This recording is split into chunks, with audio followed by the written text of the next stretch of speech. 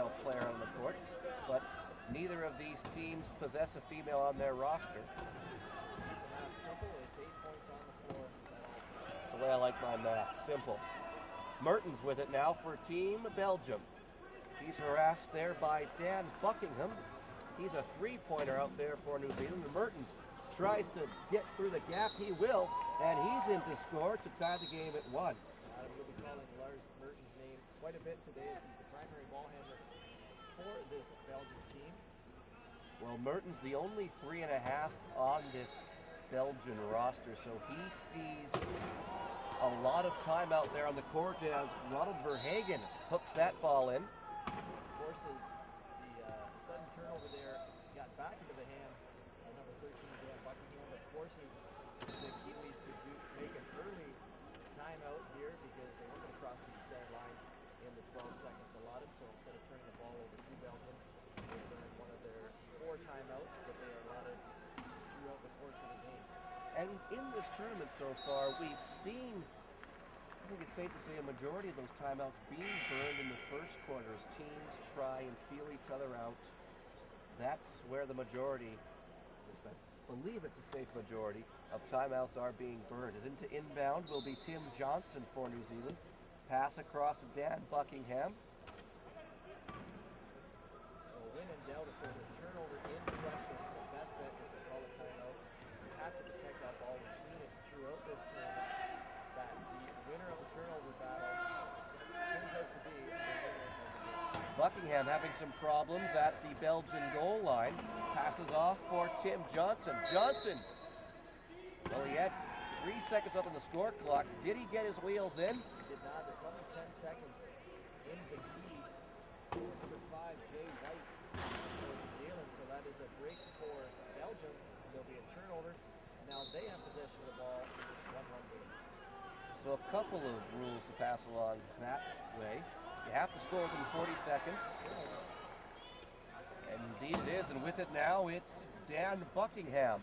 Buckingham gets the bounce in, a bounce required every 10 seconds. Buckingham circles far side. There'll be a penalty goal awarded here as number 9, Ronnie Verhagen for Belgium. His wheels were over the boundary line.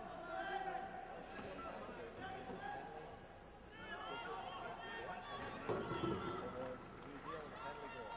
And Mertens is out with it. He's checked by Sholto Taylor. Mertens regains possession. Blocked at the goal line by Dan Buckingham. He'll go far side. Finds a lane, knocked off onto one wheel briefly, but able to get down and take the score.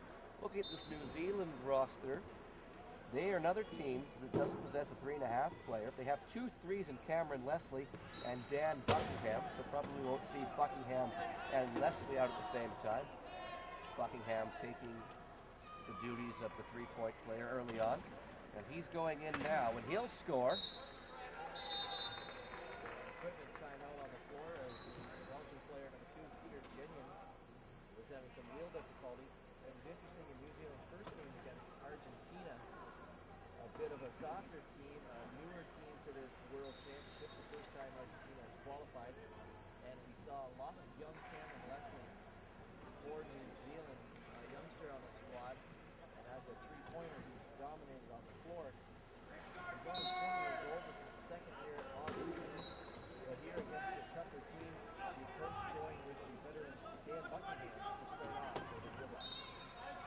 And we're going to get a reaching in penalty here, I believe. Yeah, Buckingham got a little too much of the arm of Peter Genion. He can go in the box for a minute or less as Belgium will go on the power play.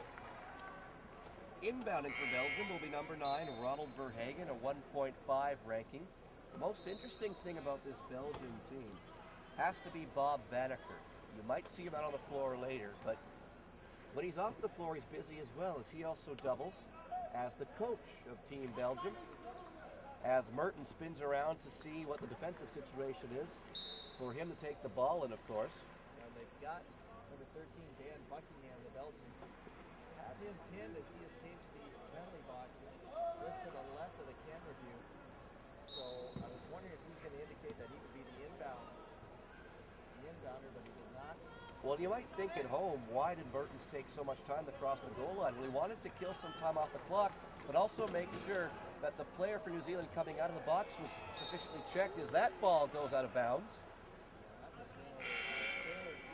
Tim Johnson all by himself on the far end of the key just before the end zone. Just put the pass a little too far in front of Johnson, and that is call in tennis an unforced error, a turnover.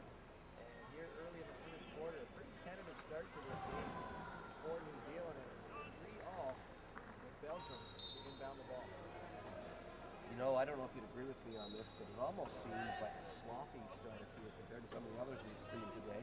The 5 o'clock start games out here are interesting because the crowd, it's an odd time because the school kids crowd is no longer here because school's out, but the adult crowd, more of the working crowd, hasn't yet arrived yet because 5 o'clock comes around, they're just getting off work. That's right, the 5 o'clock game as Lars Mertens takes the cross for Belgium. Is more or less you're playing in front of a handful of family and friends, but you're also playing, if the camera can catch it right down in front of the court side, there's 2 or 3 other teams on both sides watching these guys, Germany and Japan. And so the eyes are on this game between Belgium and Japan. More like a scouting assignment as Buckingham scores and then leaving the goal area, took out one of the pylons, marking it. Verhagen back to inbound for Poland, or rather for Belgium, excuse me. Get back to you were talking about Bob Banniger. We didn't see him on the floor later, but he is the national coach, player coach for this team, Belgium. And in an interview yesterday, he mentioned that he likes to keep himself on the sidelines as much as possible to be the coach. But he is a very valuable player for this team. And it looks like we're going to turn it here. Belgium threw the ball away. They're getting close to that 12-second mark, Adam, where they had to cross the center line, so they took a chance and threw it aside, and New Zealand's going to try to take the lead here in this 4-4 game. Inbounding for New Zealand will be Tim Johnson. Johnson, lob pass over for Sholto Taylor. Taylor spins away from Mertens, finds a lane. Cuts across center, going down the middle. He's free, but here comes Mertens. Mertens, a late second block. But it's not enough as Taylor takes it in for the score. You saw there the 2 low pointers for Belgium, Windley and Verhagen, had the 3-pointer Dan Buckingham tied up for New Zealand. Nonetheless, New Zealand able to get the 2-pointer out for Taylor with the ball, and that was good once across the line. New Zealand the lead right now, 5-4, but it's going back and forth, each team exchanging points. Up over center for Belgium, it's Peter Genyen. Genyen checked by Buckingham. Buckingham tried to knock that ball away, but to no avail, as Genyen still has it. Bumped again by Buckingham. Genyen gets the bounce, moves around Buckingham. Buckingham got a swat in, but Genyen will corral the ball in his lap and will take it in for the score. 5-5 between these two squads. If you're wondering why it was 2-on-3 there for New Zealand, same type of defense we just saw from Belgium, we saw from New Zealand as 2 of their low pointers had Lars Mertens pinned down in the far end. Life is a lot easier when you're not facing Lars Mertens on the offensive end when you're trying to score.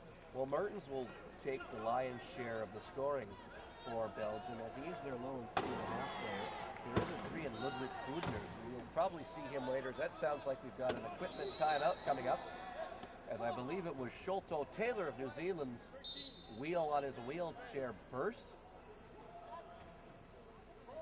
Right, and we also had a turnover as Lars Mertens picks up the ball for Belgium. We'll have to see. We've got Dan Buckingham sitting comfortably in the penalty box. So there was a call there as well. Maybe a spin on Mertens, as we saw Mertens kind of get spun around there. So regardless, he is in the box. Belgium, I believe, will have possession of the ball. They go on a 4-on-3 advantage. Tied 5-5. Peter Genyen will inbound for Belgium, in for Mertens. Mertens spins away from Taylor. Mertens cuts out far side and in for the score.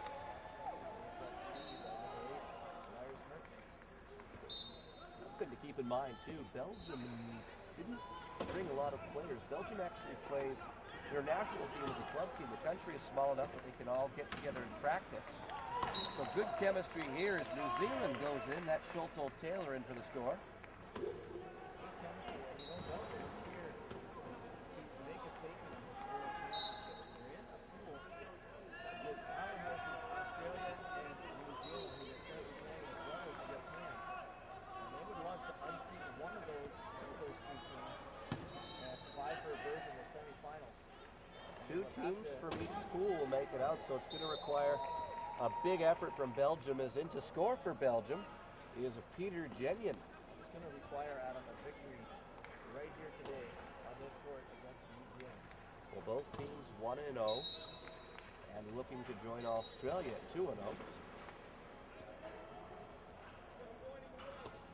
As we're getting a contact before the whistle warning, charge towards Belgium.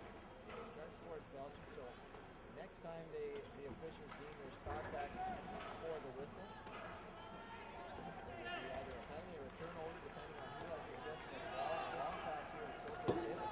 And Taylor is corralled in by Mertens, and to help Mertens is Ronald Verhagen.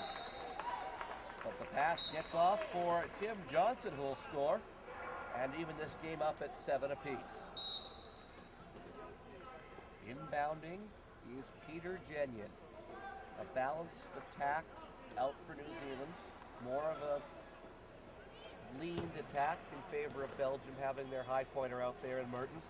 And a long pass in for Verhagen, and he's in to score. You can see on the bench, we've got the New Zealand coach is going to bring in a couple of new players when he gets a chance. 2.5 and 11.5, so we'll see who comes off before New Zealand. That's 4 points, so put 4 points on, they'll be taking 4 points off. Sholto Taylor carrying it up, checked by Mertens. Taylor spins away, pass for Buckingham. Buckingham cuts up, bounces it. Looking around for the option. 18 seconds to go on the score clock. Buckingham tries to go in far side, and he will. And he'll get New Zealand the goal. Timeout for New Zealand is going for Sholto Taylor. Had some troubles with that chair in the early going here. Got a pesky left wheel, it seems to be.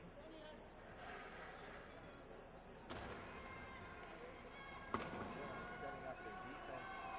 Even during these equipment timeouts, between the whistles, there's all kinds of action and strategy being employed. You see number 7 and number 5, Jai White and Tim Johnson, over on the sidelines in front of the Belgian bench, pinning Lars Mertens.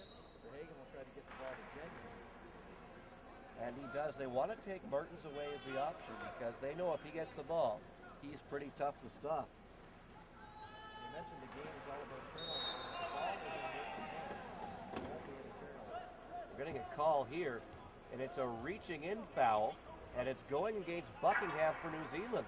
Buckingham can start getting his nails in penalty boxes. This is the third trip in this opening quarter for Dan Buckingham. New Zealand's come out with an aggressive defense, but Belgium has matched them point to point so far. As we see substitutions here for New Zealand coming into the game, number 2, Curtis Palmer, a long-time national player, and number 11, David Klinkhamer. They're coming on for Tim Johnson and Sholto Taylor. So we're going to have a 3 and a 2.5 on the floor for the same time for New Zealand. Klinkhammer in at 1.5.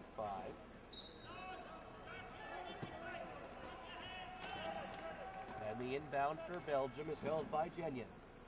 Genyon back for Verhagen. Verhagen pass up for Mertens. And he looks around, sees how the defensive coverage is going, and will just eat some time off this clock into score.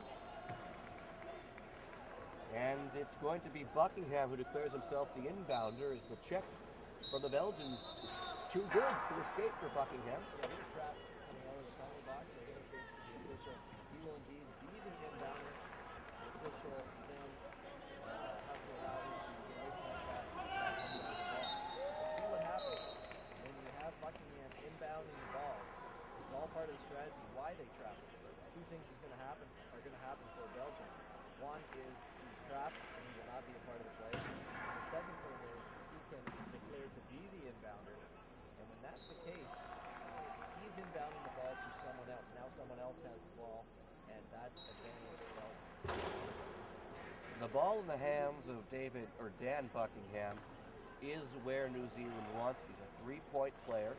As you said, when you force the three-pointer to make the inbound pass in, chances are he's going to be passing to a 1.5 or lower, because the defense is going to read that and go to the highest remaining player out on the court. And what it does is it narrows the defensive focus for Belgium, where they were focusing on the 2.5 Curtis Palmer. If they can take the ball out of his hands, it limits Buckingham's options. And there was another option limited for Buckingham as Verhagen cut him out from the goal line. But now he'll try and jam it in up through the center, and he will. That's the strength and power of the team for New Zealand. Dan Buckingham, who's celebrating year 10 on the national squad. We've seen his share of medal ceremonies and podiums for this celebrating New Zealand team. And a crash there as Buckingham rans in to Genyon. And Genyon knocked onto his side, and it looks like we're going to get a call here. I believe so. It might be a spin where there was some pressure from Buckingham's chair to the back wheel, to the back of the wheel of Genyon. Made him spin. And it's always a sight when his athletes are flown to the floor. As usual, tough as nails for these wheelchair rugby athletes. As Genyon pops back up, shaking his head, shaking the cobwebs off, giving the ball, I'm ready to go. So Buckingham back in the box for New Zealand. So I believe what happened there is they awarded the penalty goal for Belgium. And now this is interesting. New Zealand will be inbounding the ball, trying to narrow New Zealand's defensive focus. They're all over Curtis Palmer. And because they're inbounding the ball, it becomes a virtual 2-on-4 as the inbounder's out of bounds, and of course Buckingham in the box. He's going to try to throw this over Merton's hands. And it looks... Probably going to get, that's a great play by New Zealand. Just that pass by Klinkhamer went over Merton's hands by maybe an inch. But now look who's got the ball. It's Mertens for Belgium. Back up over center. Check there by David Klinkhamer. Mertens hanging on to it. 13 seconds left to go on the score clock. Mertens looks for a lane, spins around, couldn't find one. Now cuts far side, finds a lane and scores with 5.5 seconds left to go in the first quarter. You'll see that Buckingham is still in the box. So that would be a flagrant foul call on Dan Buckingham. We saw that yesterday in the Canada Great Britain game, and it's quite a turn of events as the first quarter ends. It allows Belgium to score on the power play. Buckingham stays in the box, and they can put defensive pressure on. So it's usually a 2-3 point turn in the game when a flagrant foul is called. So after the first quarter, Belgium leads 11-9 over New Zealand. Both these teams looking to go to 2-0 after both secured victories yesterday. Belgium, Adam, you're quite happy with the start you've had. You're not satisfied. You're going to try to build on it, but a 2-goal lead, a 2-point lead against a powerhouse such as New Zealand, you can't be dissatisfied with. A great start for Bob Daneker's squad here, and New Zealand's going to have to regroup, maybe shake up the lineup, get young Cameron Leslie in the game. We'll have to see how that goes for New Zealand. It's a game of adjustments, but so far so good for Belgium in this close match. 11-9 after the first quarter. You have to remember, too, New Zealand is one of only 4 teams in the history of this event to medal at either the World Championships or the Paralympic Games. The other teams, Canada, the U.S., and Australia, but no other teams have broken into the medals at either the Paralympics or here at the World Championships. Again, those 4 squads are the top 4 nations coming in seeded for this tournament, but some of the other teams in the countries coming up, giving them all they can handle. Look out for this team, Belgium. There's also Japan is on the international scene, as well as Sweden. And we've had strong performances we've seen in the past from Great Britain, and just this tournament, the 11 seed, Finland, has given both Sweden and Canada all they can handle. So look for more teams to start breaking onto that podium, maybe this World Championships and in the 2012 Paralympics in Rugby. It will be Belgian ball to start off the second quarter. To inbound will be Verhagen. Mertens and Verhagen discuss strategy. I think that's French. I think that is the language they were speaking. No, it was definitely not English, as Mertens takes the inbound, looks back, wants to make sure that Buckingham is securely checked when he comes out of the box. Now he'll take it in, as Verhagen and Jengen are back to keep an eye on Buckingham.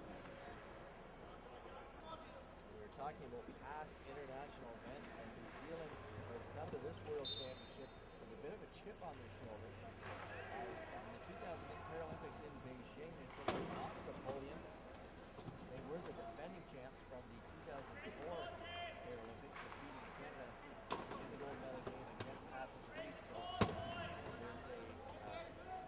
there's the question out there. Maybe they've taken a step back. Is someone coming up to take their place? New Zealand's here to say no.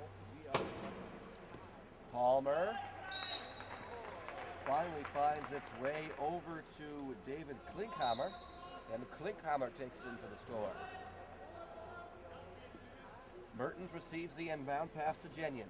Jengen checked by Buckingham, spins away, passes off, or rather hangs onto it, still Jengen. Jengen, check there, reach in, I believe, by Curtis Palmer, and that's going to get called. It's just a question of whether it's going to be a penalty or a penalty goal. Curtis Palmer even thought maybe it would be a penalty goal as he went to inbound the ball. But he was still a good 5, Jengen was still a good 5-6 feet from the end line. Perhaps a bit of a guilty conscience by Curtis Palmer. But nonetheless, it will be Belgium back to the power play. But unlike the last couple of times, it won't be Buckingham sitting in the box. They'll have to worry about him on this power play. And also, it will end as soon as they score. So unlike that flagrant foul, Jengen crosses the line here. Palmer to try to score. And you see there he had Lars Mertens eye to eye, mano a mano coming out of the penalty box. So he will be the inbounder, number 2, Curtis Palmer, for New Zealand. Palmer, pass is picked off by Jengen, and Jengen will take it in. I don't know where Palmer was intending to send that ball, but it almost looked like a perfect pass for Jengen. I think maybe he was trying to hit Klinkhammer coming down the sideline. His main target would have been Dan Buckingham, but then again, Lars Mertens, who just fights off, gets tipped over. As Palmer goes in to score. Mertens was covering Buckingham, so that was a no-go. And you get down to 10 seconds. You have 10 seconds to inbound the ball. And you get down to that 8, 9, 10-second mark. So you take the chance to not turn out nice. Jengen with it now, up over center for Belgium. Jengen going to take it right down the gut. He's hit by Palmer, but it's to no avail as he goes straight down Main Street to score that one. And Jengen looking none the worse for the wear after that accident there in his zone end where he was upended and landed on his head. Palmer will score uncontested as there was a collision back up the court between Mertens and the New Zealand player. I think in the second quarter they're starting to get a little more aggressive, a little more physical. Maybe New Zealand realizes that they've got a game on their hands against this hotshot upstart team from Belgium. Well, there wasn't much energy in the first quarter, and it's certainly picking up here in the second quarter as Mertens scores. As we mentioned, Mertens is the player that carries the offense for this Belgian team. A very strong 3.5 player. If they ever need to spell Mertens, they bring in a three-pointer, Ludwig Boudins. Take his place. Mertens collecting 27 goals in the first game for Belgium, and that was a win over Poland as David Klinkhammer scores. New Zealand had Cameron Leslie leading the way in their matchup against Argentina. He scored 17.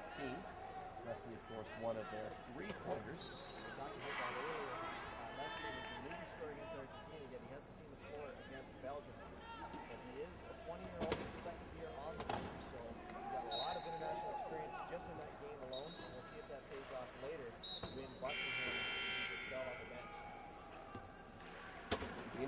Inbounded for Curtis Palmer. Palmer over to David Klinkhammer. Klinkhammer stops up, cuts to the middle, passes for Buckingham. Buckingham with it, gets away from Mertens. Buckingham only has Jenny to beat, and he does, and he scores. We're going to have some substitutions here. As Belgium is going to bring back in, New Zealand, excuse me, Adam, is going to bring back in Sholto Taylor and Tim Johnson. And Buckingham now taking a rest on the bench. Tim Johnson, a 14-year veteran of this New Zealand squad, well decorated. And so now the 4 players we have out for New Zealand. Who else is sitting on the bench? Well, out for New Zealand right now, it's Sholto Taylor, Curtis Palmer, Tim Johnson, and in the far corner, David Klinkhammer. So you have 2 twos, a 2.5, and a 1.5. So it's a very balanced lineup. We'll see if that can maybe spread out the attack for New Zealand. Well, it didn't help with the defense there as Mertens was able to spin around the block that was put up by New Zealand. Inbounded by number 7, Tim Johnson. Johnson's pass finds its way to Sholto Taylor. Taylor a long pass up for Klinkhammer. Klinkhammer a lob pass. Will Palmer get it? He does. Mertens on hard. Palmer stops up, spins away. 21 seconds left to go on the score clock. Now finds a lane and will score on the far side. And how about that touch pass from David Klinkhammer in the 17 game? Palmer gets the ball. Mertens catches him. Klinkhammer and Sholto Taylor come in for the block on Mertens. Palmer to go around to the far side of the end zone to goal for New Zealand. New Zealand's now going to have to look for some turnovers as Belgium has got a 3-point lead, and now it's 4 as Mertens takes it in for another score. Belgium's really taking care of that ball. They're not turning the ball over at all. That's going to test with their 4-goal lead right now. They're up 19-15 here with just 4.5 minutes left in the first half. Taylor up over center. Mertens coming back hard to check. He'll catch him. No, he won't. As Taylor takes that one in for the score. Inbounding is Peter Genyon. So here's where it starts out with New Zealand. They seem to be scoring at will on offense, but it starts, the comeback will have to start on the defense end. Genyon, one of the rare players in this tournament to wear long sleeves as he fires that pass up for Mertens. I don't blame him in this setting. It's a little colder here in the Richmond Olympic Oval as compared to the gym we were in Longueuil for the Canada Cup, where it was a sauna, to say the least. Very hot, and we saw all kind of cooling techniques applied by these support staff, equipment men, and trainers on the sidelines. Not needed here, but very comfortable inside the Olympic Richmond Oval. You also see some of the guys wearing the long sleeves as they will fall to the floor, and it protects their arms against bruising and marking as some of these collisions, and Mertens will not be caught. Mertens rarely is, and he'll take it in for the score. 21-17, New Zealand trails Belgium. Inbounding is Johnson as the horde of players goes to center court. Palmer with it. Comes up the near wing, cuts to the middle. Palmer checked by Mertens. That was a dangerous bounce by Palmer as Mertens was reaching in to try and knock that ball away, but Palmer retains control. Good defense there by the Belgian number 9, Ron Verhagen, as Palmer was trying to get to the near side of the end zone. Verhagen would have none of it. Palmer spins out, sees a lane. Mertens cuts that off though, and Palmer forced to retreat. Sees a edge at the side, just enough for him to squeeze in. Sholto Taylor allowing the big redhead from New Zealand to score. Mertens up the court with it, gains center. He won't be caught here. He's going to milk some time off the clock as Palmer was trailing, but not too close. So New Zealand's not really making up any ground with the new lineup. They're currently down by 4. They get to 3. They go back to 4. Belgium very content with trading goals right now. New Zealand needs to score here, and then it's going to be a big 2-2 left in the second half. Swing 3-4 points either way, so let's see how it turns out. So New Zealand and Belgium Belgium have no problem exchanging points here. As you said, turnovers is going to be key if the Kiwis want to get back into this game. Still with it, it's Tim Johnson. Johnson tried to go in short side, had no room. He'll cut back up. 8 seconds left to go on the score clock. He'll try the other side. No luck. Oh, yes, he was able to squeeze in. The last second check there by Verhagen, unsuccessful. Just got cornered there between. There must have been some room between Bob Verhagen and the pylon. Belgium inbounds here, trying to build that lead back up the court. Mertens carries it up the far wing, bounces it, and it'll just take it in with ease.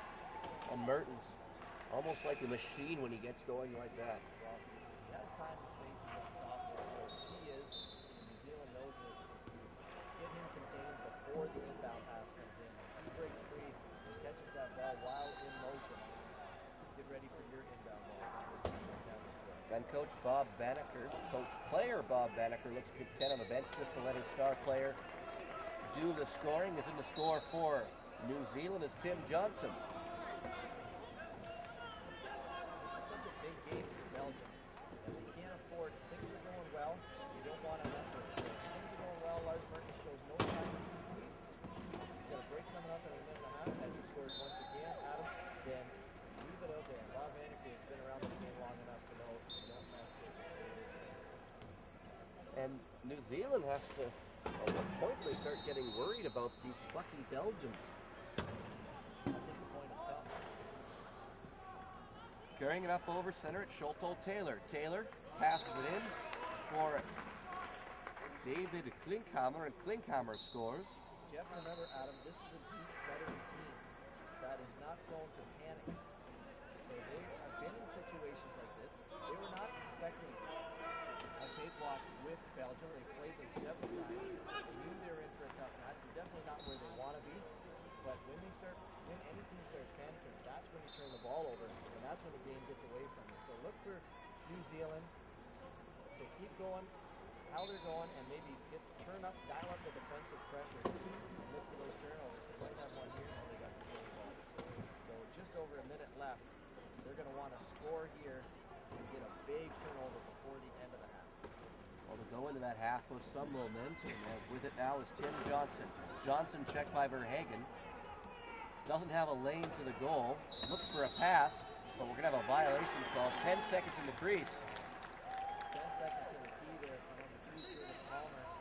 And that's a turnover in the wrong direction with your head coach, Greg Woodruff, from New Zealand. I heard what you were saying, Chris, but unfortunately I didn't hear the part about gaining the turnover, not committing one. Well, it's easier said than done when you're facing a squad that seems to be as motivated as Belgium is right now. So Belgium a chance now to go into the break with a 5-point lead. But they converse on Mertens. 3 New Zealand players, and Mertens will just hand it off for Peter Genyon. Genyon back to Mertens. New Zealand playing very high in their own end right now, but Mertens able to spin away, and he's in the score. And Belgium goes up, 26-21. 28 seconds left. With Team New Zealand, you're just going to play for last shot. Get out of this half down by 4, go to your room, and regroup the second half. And 2-0 up for New Zealand. Killing some time will be Curtis Palmer. He's not going to be able to kill off 12 more seconds.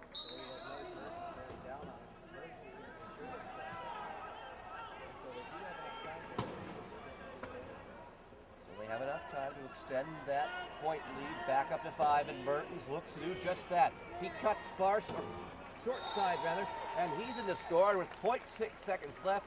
That will surely be last goal in favor of Belgium here in this second quarter. And you couldn't have written a better script if you're Bob Banneker and Team Belgium, as Lars Mertens scores with 0.6 of a second left in this opening half. It seemed like he wouldn't have enough time, as he was still on his side of half with 4.5 seconds left. Again, speed comes into play, the blocks were in place, and Team Belgium is just playing a perfect team game so far, as they've opened a quite commanding and maybe surprising to some 5-goal lead against the powerhouse team from New Zealand.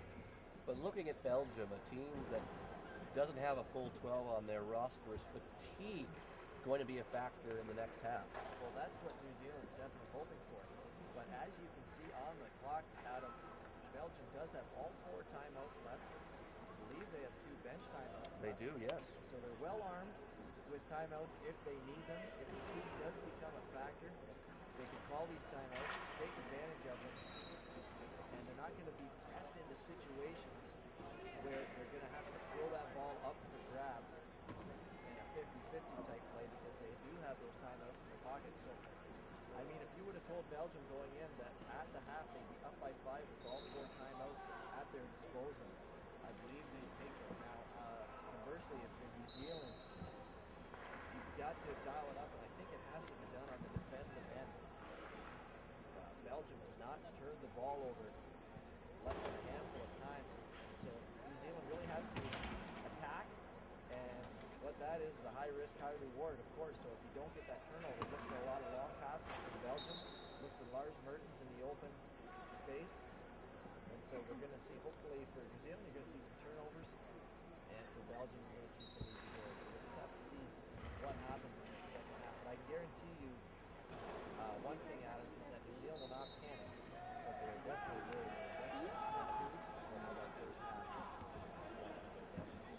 Keep up to date with all the news coming out of the 2010 World Wheelchair Rugby Championships. You can do so a variety of ways.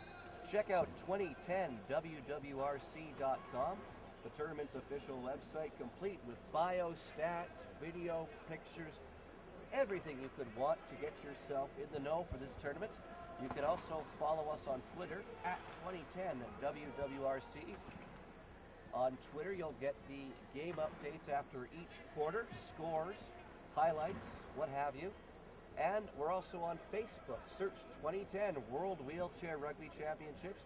Become a fan. Updates, photos, interesting stories, they're all up there as well. So that's Twitter at 2010WWRC. Facebook, search 2010 World Wheelchair Rugby Championships. And check out the official website, 2010WWRC.com. And looking over at Court 2, where Poland and Argentina are playing, with just under a minute left to go in the first half, it's Poland with a 32-12 lead on Argentina. And Argentina's already burned through their 4-player timeouts, so the Argentinians making their debut here at the World Championships in their 3rd game. And a bit of a learning curve, but they are making improvements steadily. Well, and you know, kudos to Argentina for getting here. They had to beat out the rival Brazil to get here, and they were the underdogs in that match, and they came out as the victors. So good for them. And this experience will only help that nation as they grow in the sport of wheelchair rugby. And if you watch here at halftime, the Belgians loosey-goosey, just getting their breath, not talking too much strategy. Of course, they're not going to make any changes with what happened in the first half. The New Zealand Wheel Blacks all in a circle for 80% of that halftime break, and they were just talking over strategy. A lot of the talking came from number 8, Chris Lay, and number 7, Tim Johnson, who's been on his 14th year on the national squad. So he's seen and been in every situation, and that's times like these when you lean on that veteran presence like Tim Johnson.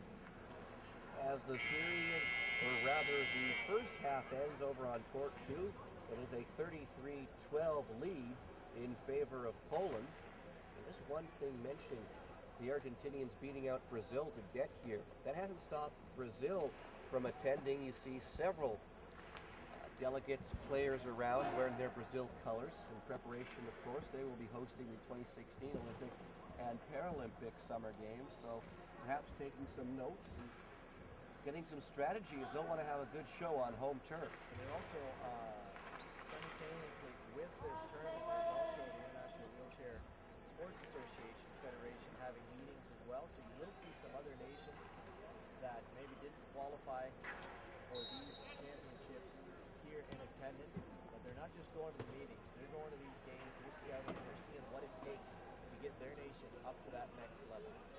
Buckingham back out to start this quarter for New Zealand. He has the ball now, passes it in for Curtis Palmer, and Palmer will score.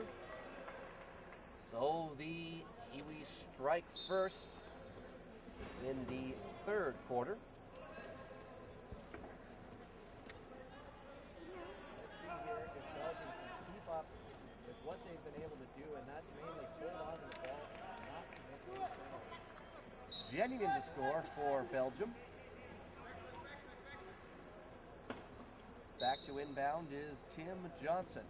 He finds Dan Buckingham. Buckingham calling a play out on the floor. Palmer cuts in. Rather, that was Tim Johnson. Buckingham goes around to the far side, comes back to the center.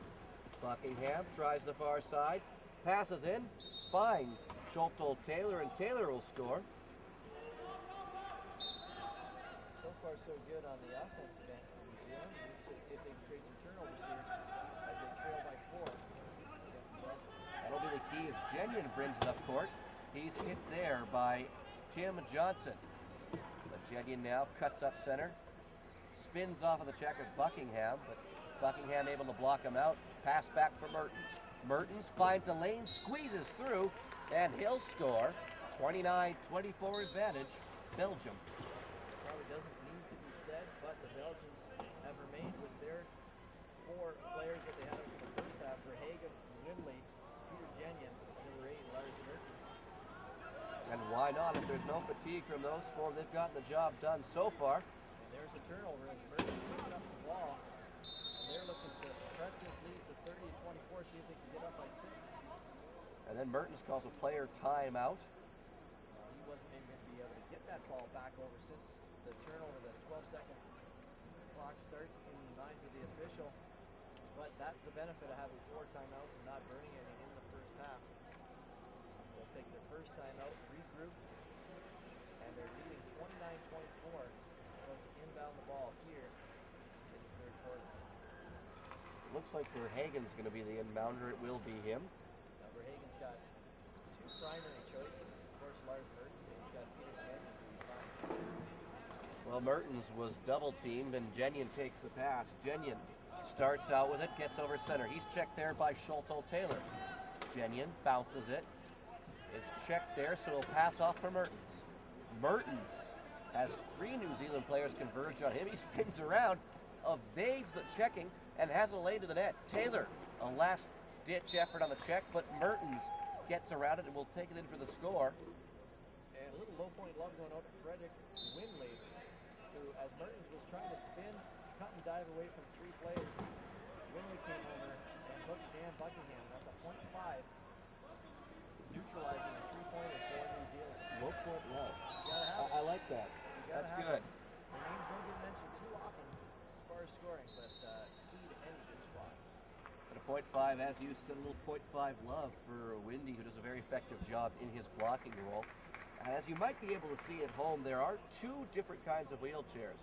One, for example, the one Mertens has, which has a more rounded front, as opposed to the one Windy has, which has cages jutting out from the front.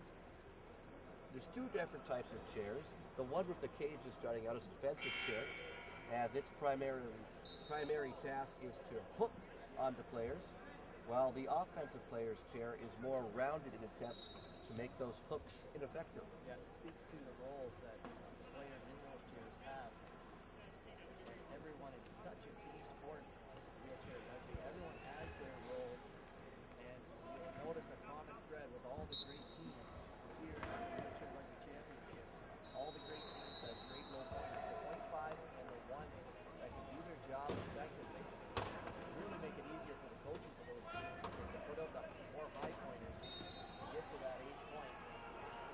And a great .5 and a great 1-pointer is invaluable to any team. And don't think that the .5s can't score. If you look at Mandeep Semi of Great Britain, he has 23 points as a .5, as it was getting awfully close to the end of the score clock there, but New Zealand able to back in. Now the classifications are based on a player's ability, or player's functional ability. Would you like to explain a little more of that, Chris? Yeah, there's classifiers here, and they will classify each player. They random testing. There's going to be a bunch of the athletes tested here at the World Championships, and they get classified on their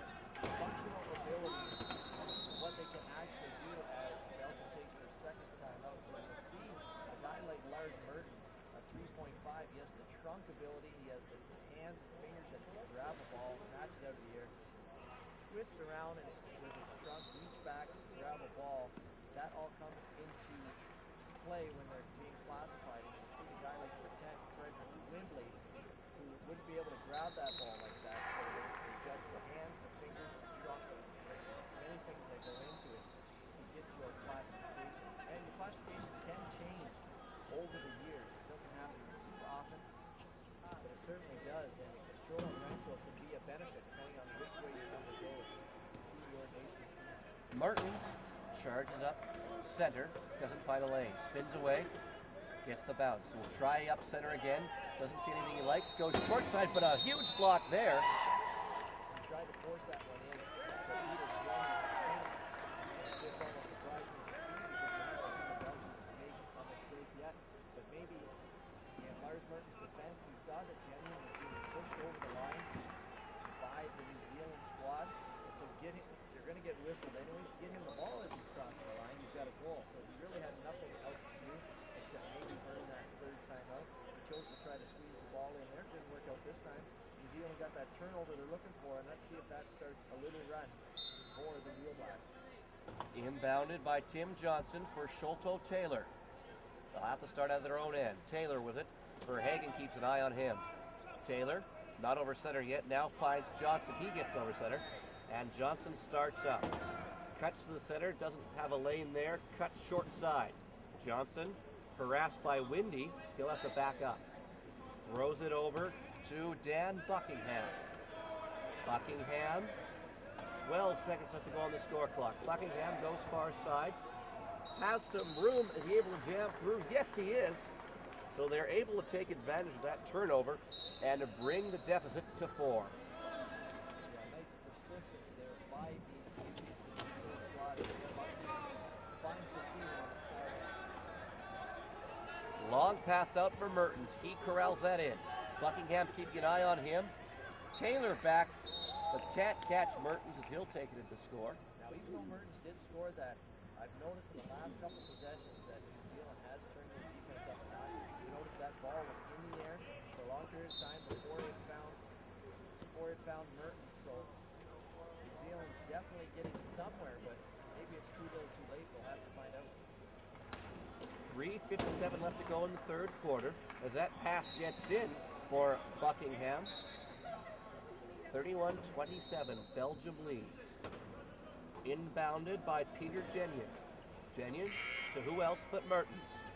Mertens up over center. A nice block there by Verhagen allows Mertens to cut in, but he's got two defenders back, but he's able to slink around Taylor and takes it in for the goal. Out in the open floor.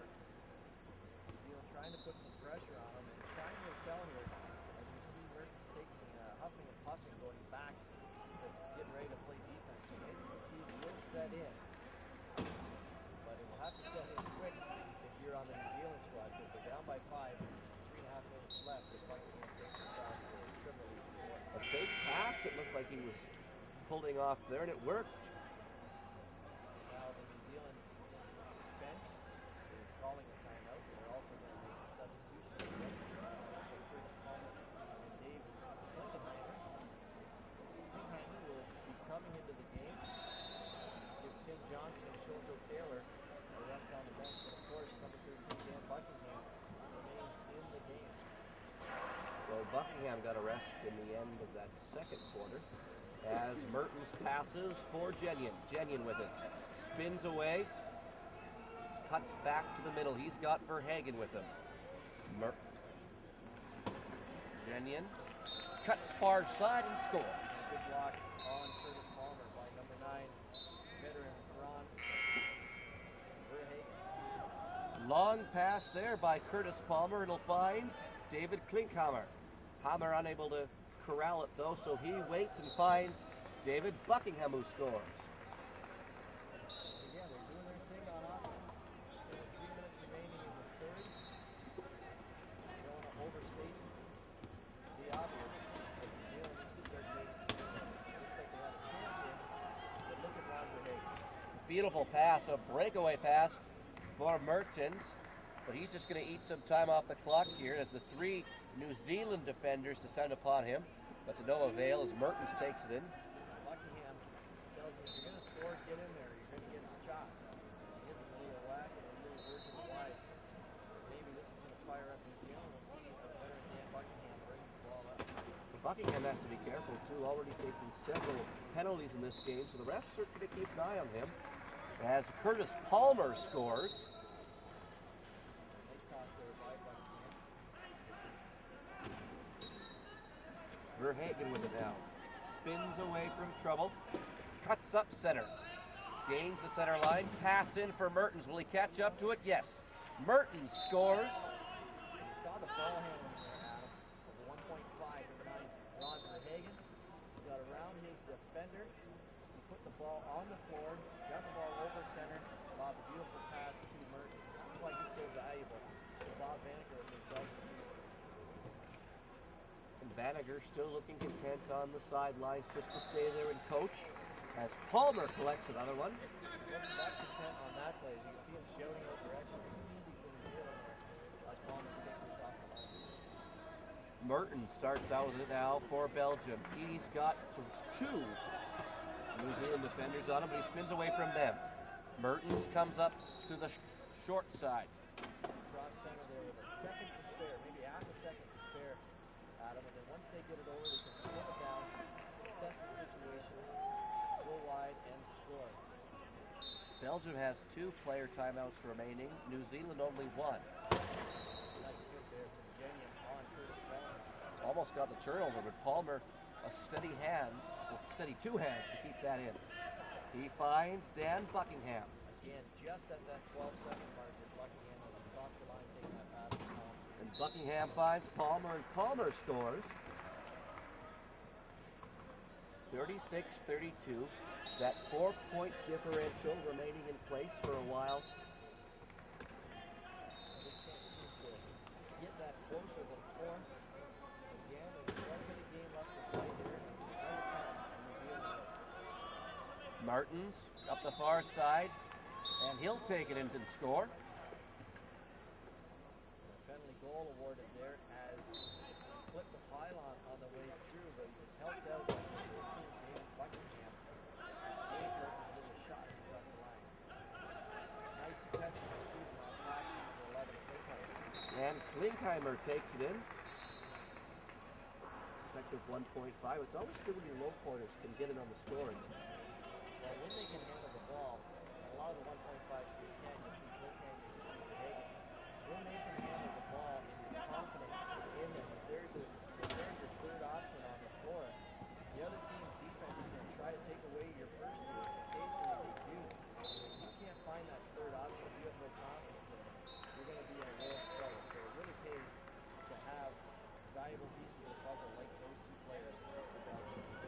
And Mertens collects another one, and the inbound goes to Curtis Palmer. Palmer bounces it, gains center.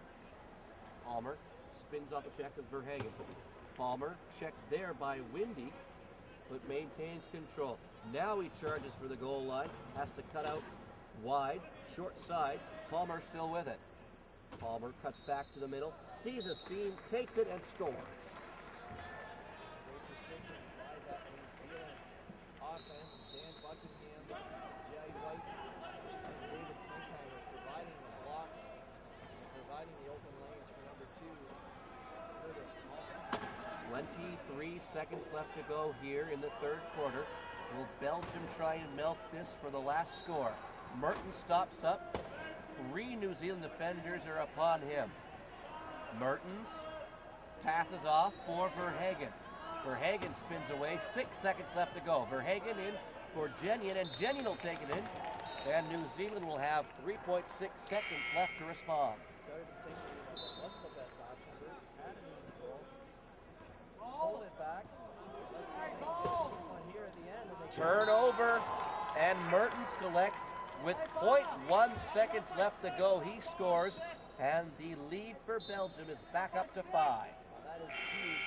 It appears with the possession here that Belgium will start the 4th quarter with the ball. And not only, I was just about to mention how it looked like they didn't leave enough time for themselves to score. Verhagen made a nice play there to Jenyon. And then with just over 2 seconds left, and New Zealand inbounding the ball. Jenny deflects it, knocks it over to the ever opportune number 8, Lars Mertens.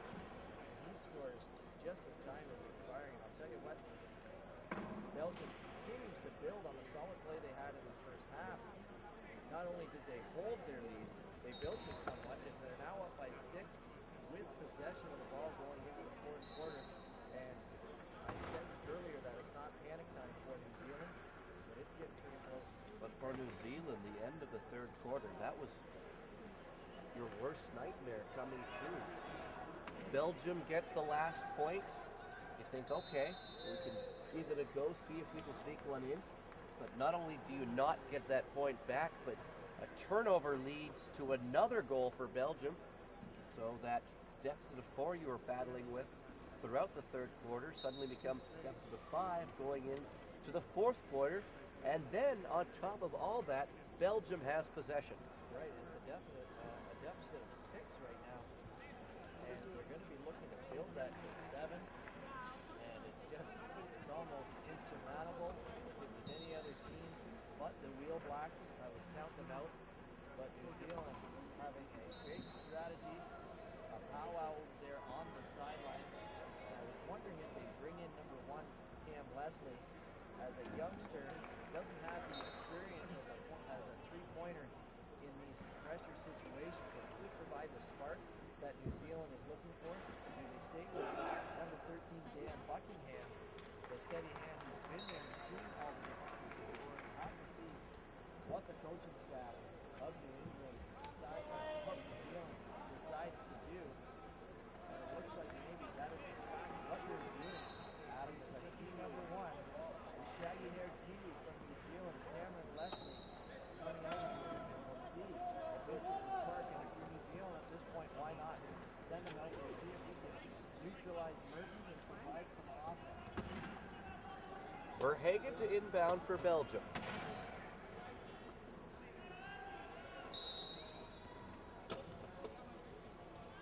Verhagen surveying his options, finally decides to lob a long pass in for Mertens. Mertens wheels onto it successfully and will score a high-risk, high-reward play there. But Mertens, with that blinding speed, just a little bit ahead of the youngster. Of Leslie, Adam. Stride for stride, push for push, with Mertens from Belgium.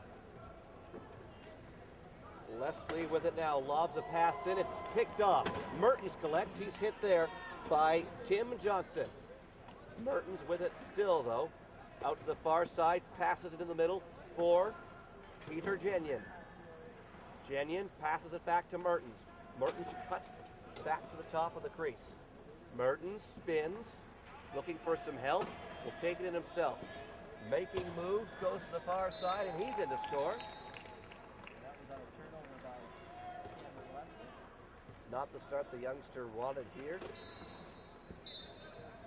But when you're in there, when you know the coach is putting you in the start, and you're down by 7 or 8, well then comes your innate ability to make those plays. You're going to take those chances. Sometimes they pay off and sometimes they don't. And Tim Johnson will take this one in for New Zealand. 42-35, Belgium leads. Belgium looking to go to 2-0. Same as New Zealand, but New Zealand is going to have a big fourth quarter here. Look over onto court 2, where Poland has a 46-20 edge on Argentina with 7 seconds left to go in the third quarter as Mertens scores again to regain that 8-point edge.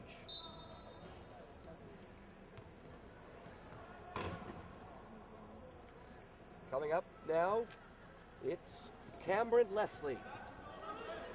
Leslie finds a lane and just is able to squeeze through. The check provided by Mertens and Verhagen.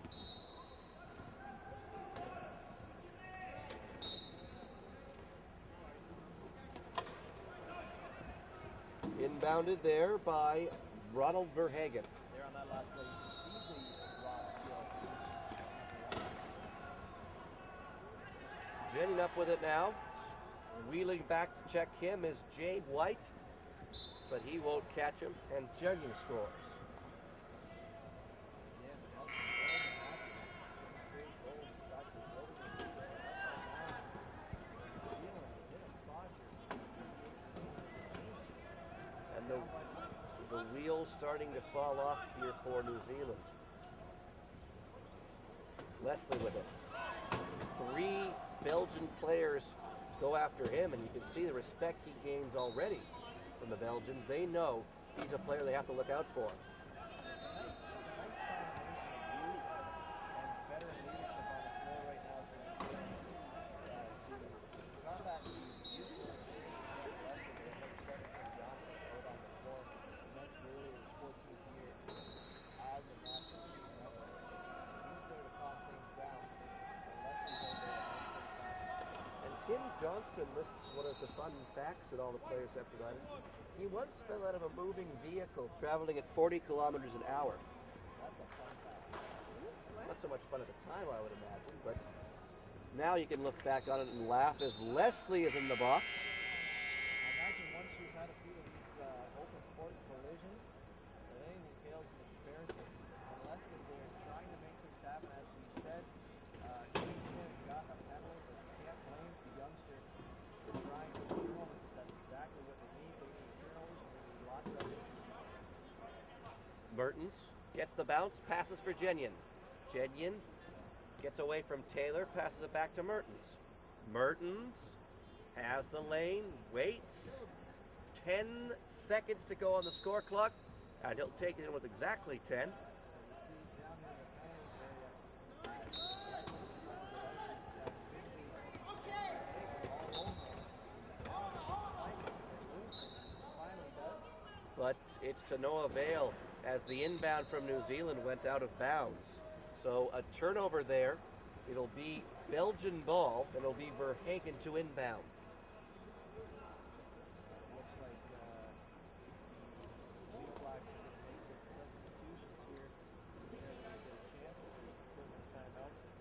But again, just maybe the final nail in the coffin. Under 6 minutes to go in the fourth quarter.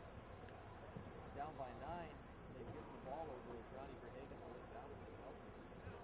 So the Belgians can go up by 10 here as the Wheelbacks pit crew runs back to the sidelines. Verhagen in the near corner. Let's see if the officials are going to allow New Zealand to substitute or not. Discussion over at the table. They are allowed to make that substitution as Palmer, Buckingham, and Bluehound are going to come back in the game. Leslie, Johnson, and Taylor will likely in for New Zealand. Now let's see what this lineup can do for the Kiwis. Down by 9 as Belgium is up. Verhagen inbounds for Ludwig Budners. And this is our first look at Budners in this game. He's a 3-point player as Mertens is now off the court. Budners takes it in for the score, and he makes his presence known right away as that gives Belgium a 10-point advantage. Inbound goes to Buckingham. Buckingham up the court, and for Palmer, a nice lead pass for Klinkhammer, and Klinkhammer scores.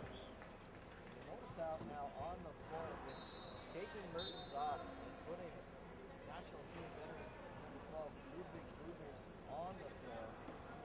Their points add up to 7. So they're that short-handed when it comes to points. They're going to make up for it in hustle and determination. Budners is trying everything to find that balance. I'm just impressed you could come up with the tally in your head. Long Bodie double chest in the half. 7.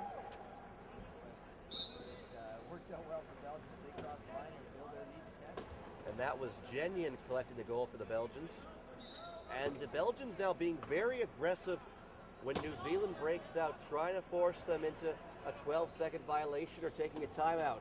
And a long pass. Palmer couldn't corral it. He gets it over, but it's picked off there by Windy. Yeah, now number 10, going back to the 1-point love of Freddie's Windy. Johnny on the spot as he comes in, a loose ball, scoops it up, immediately calls timeout because he's going to get swarmed. by all 4 members of the New Zealand team on the floor. Again, that's why you save those timeouts if you can before the fourth quarter for those types of crucial plays. They get possession of the ball with a 10-point lead, and they still have one timeout. You should get some t-shirts made of Low Point Love. Sell them at the kiosk down here. Not a bad idea. So it is Belgian ball. Verhagen was going to inbound. Trademark. You could. That'd be the first one. Main lawyers move here. Get on the floor. And onto the floor now, it's Bob Vanacker, the player coach. He'll inbound. Vanacker for Verhagen. Verhagen checked by David Klinkhammer. Pass back to Buckingham. Buckingham weaving, cut off by Verhagen. A pass in for Palmer, and Palmer takes it in. Bob Vanacker on the floor. He's coming in for Peter Genius. On the Belgian player, number 7, Bob Vanacker.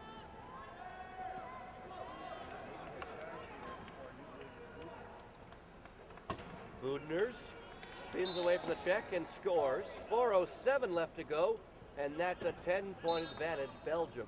That's 2 players who played together for a long time. Budners with the ball, had Buckingham on his tail, led him over towards Vanacker. Vanacker steps in with the block. Budners with the goal.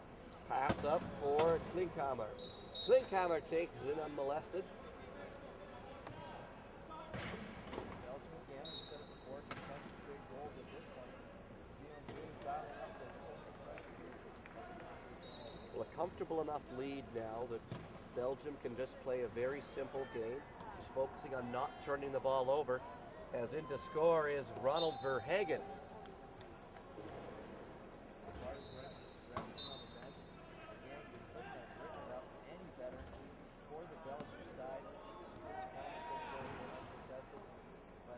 Belgium to be able to rest burdens at this point of the tournament. Looks like they're going to go up 2 wins, 0 losses as far as their record. One big giant step towards the Belgium getting into that semifinal shot. And a very large hole to climb out of for the New Zealanders. What this forces New Zealand to do is to have a clean sheet the rest of this tournament. They're going to have to win every game, and that includes matches upcoming against Japan and against the powerhouse Riley Bat in Australia. Really put New Zealand in a hole. And talk about rivalries, New Zealand, Australia, that's as big as they get. So a lot of emotion will be in place in that game. Yeah, and if you bet, I was talking to Cam McCarr earlier today from Australia, and if they have a chance to put New Zealand out of this tournament, they will not let their foot off the gas pedal, that's to be sure. They are bitter rivalries. And there's a few in here, such as Finland, Sweden, Canada, U.S. You can find them all over, but New Zealand and Australia go way back. Budners with the ball for Belgium. Now you can see the Belgian game plan is just kill time off the clock as they circle in the New Zealand zone. Now Budners will take it into the score.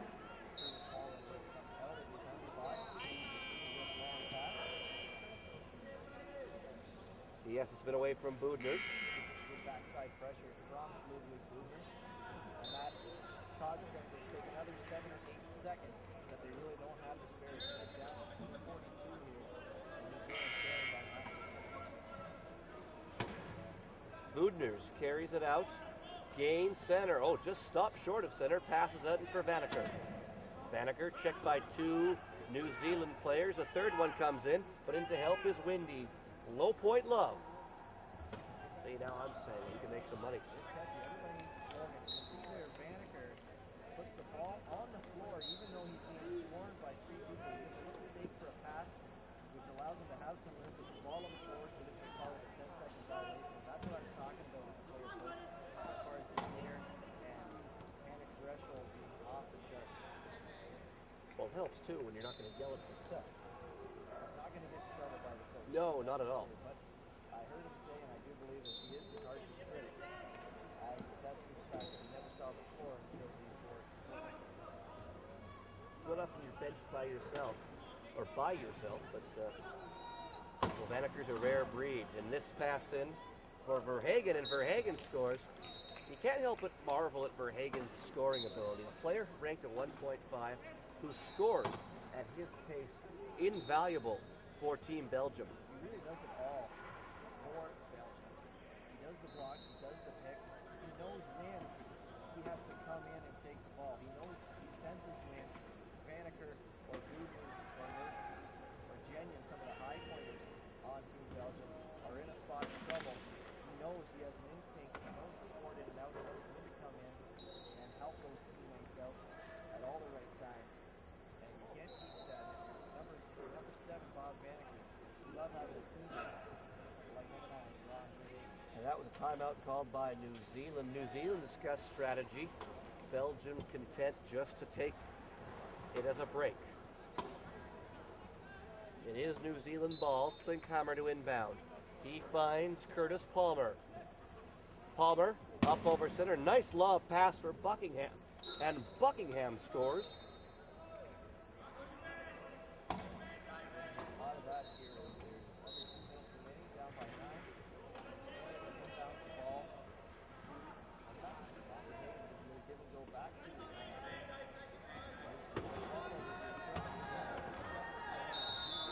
last time out.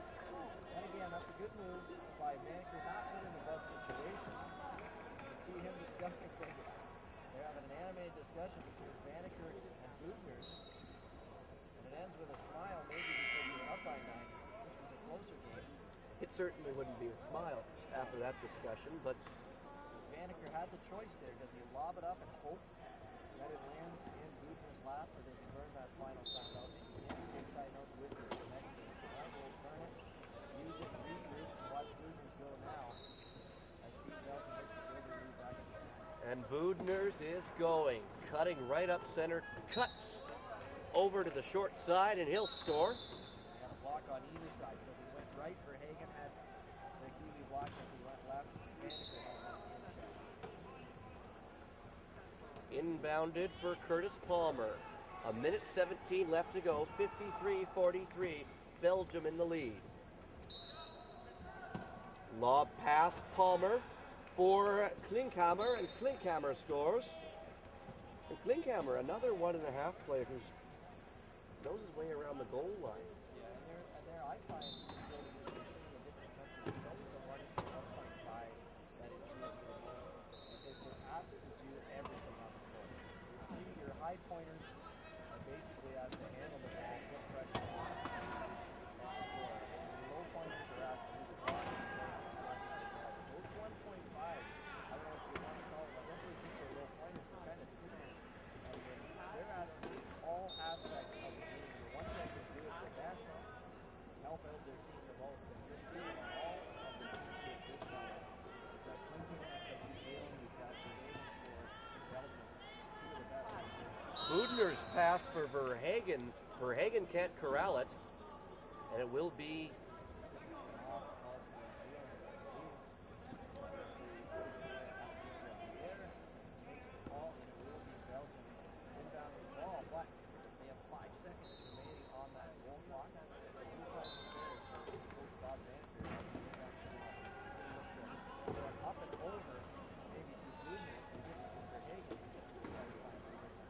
Two seconds and a 10 seconds in the key violation. That's why they were trying to get it to Breeder earlier. Inbound the ball. 30 seconds here. Buckingham cuts up the short side. Checked there by Verhagen. Forced to turn around. Buckingham evades Vaneker. Now cuts to the middle. Buckingham tries to barrel through. He does, and he'll score with 7.2 seconds left. This is always an interesting time for me to watch. Belgium just block. 6 seconds left. Well, they don't have to gain center. You have to gain center within 12 seconds. And that'll do it. The upset of the tournament so far is Belgium. Knocks off New Zealand by a score of 53-45 and puts New Zealand's chances of advancing into the medal round in some jeopardy, Chris. Quite a bit of jeopardy, Adam, and now they're going to have to, like we said earlier, they're going to have to run the table the rest of this tournament. They have big-time matchups coming up still against Japan and against their arch rival Australia. So for Belgium, good for them. They're 2-0, and again, they also have to play Australia and Japan, but there's 3 teams above Belgium, and they have to knock off 2 of them. And right now, they're 1-0 against those 3 teams. They've taken care of New Zealand. So that's step 1 for Bob Maneker and the rest of the Belgians. They're getting a nice round of applause here from the crowd in Richmond. Again, this is a nice upset for them. They go 2-0 and they're looking to make some noise here. Stay up to date on all things 2010 World Wheelchair Rugby Championships. Follow us on Twitter at 2010 WWRC. Search for us on Facebook and become a fan. Search 2010 World Wheelchair Rugby Championships and check out the website 2010WWRC.com. Coming up next on Port 1, it's the hometown Canadians versus Germany. That game goes at 7 o'clock. And on Port 2, USA versus Great Britain. Both those games at 7 o'clock and live here on SportsCanada.tv. For Chris Wilsey, I'm Adam Dunphy saying goodbye from the Richmond Olympic Oval.